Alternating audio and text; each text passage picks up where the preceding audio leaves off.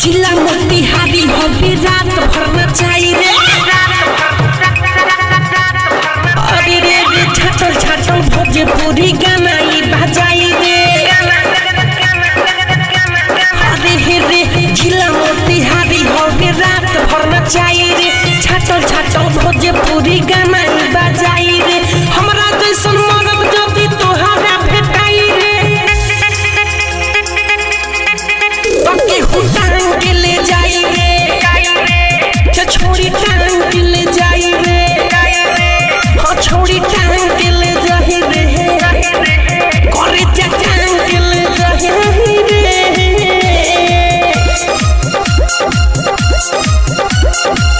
छोड़ी टांग के ले जाई रे डीजे मनीष रक्सौल टांग के ले जाई रे अरे रे रे पतरी कमरिया तू जब जब हिलाइबू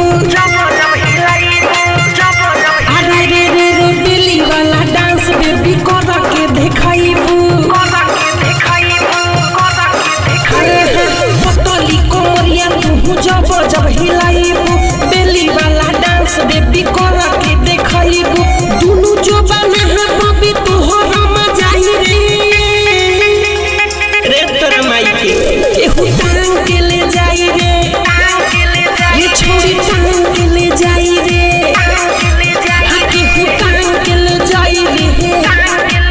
एक बुच्ची टांग के ले जाई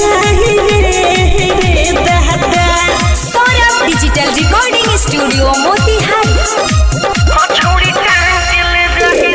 डीजे मनीष रक्सौल अरे रे वीरे जिस बिहारी का हो आ जाई देखाई सोचो में मिठुए सटीज पहिलाई रे वीरे जिस बिहारी का हो आ जाई देखाई सोचो में मिठुए सटीज पहिलाई इतना जे सोहर बेसमरिया यहाँ जाई रे छोड़ी